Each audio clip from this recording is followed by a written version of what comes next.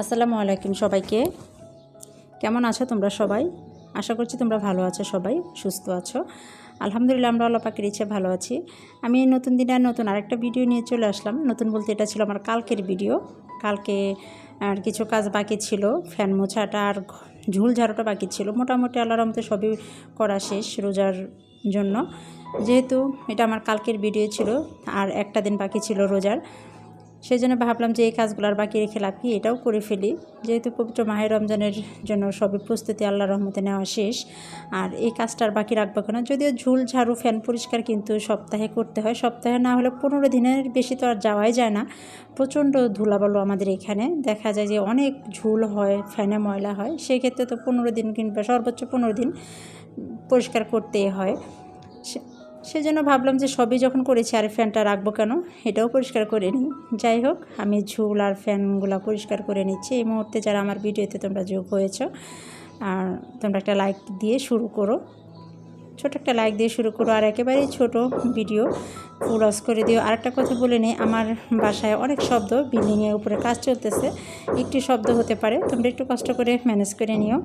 আর এ তো ঝুল ঝাড়ু শেষ করে, ঝুল ঝাড়ু দিতে দিতেই, যেহেতু এটা আমার কালকের ভিডিও ছিল, হঠাৎ করে মনে হলো যে একটা নারিকেল আছে ঘরে, তাহলে একটা দিন তো রোজার বাকি আছে, রোজার মধ্যে তার ভাপা পিঠা খাওয়া যাবে না।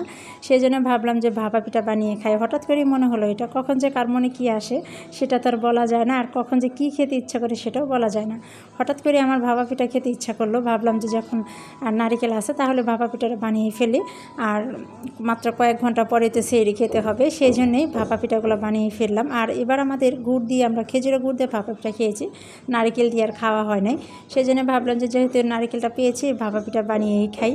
এতে যেই ইচ্ছে করলে সেই চটজলদি কাজগুলো করে নিলাম। আর ভাপা পিঠা কীভাবে প্রসেস করতে হয় সেটা তো আমার ভিডিওতে অনেক দেওয়া আছে, আর অনেকেই এখন জানে।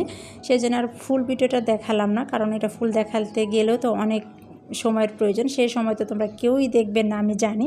সেই জন্যই শর্টকাট করে একটু দেখালাম। এই তো দেখো, আমি কতগুলো ভাপা পিঠা বানিয়ে নিলাম খেজুরের গুড় দিয়ে আর নারকেল দিয়ে। আর এখানে আমি ধন্যপাতাও ভাপা পিঠা বানিয়েছিলাম কয়েকটা, যেহেতু খাওয়া শেষ, একটা মাত্র ছিল, সেটাই আমি তোমাদের দেখাবো। আর এই তো ভাপা পিঠা বানালাম, যেহেতু শীত চলে যাচ্ছে, শীত প্রায় চলে গিয়েছে, এখন তো ফ্যান ছাড়া ঘুমানো যায় না, আর রোজাও চলে আসছে, শেষমেশ আমি ভাপা পিঠাটা খেয়ে নিলাম। আর এ পর্যন্তই, আজকে তাহলে আর বেশি বাড়াবো না। তোমরা ভালো থাকবে, সুস্থ থাকবে, সবাই সুস্থভাবে যেন রোজা আদায় করতে পারে সেই প্রত্যাশায়। আসসালামু আলাইকুম সবাইকে, আল্লাহ হাফিজ।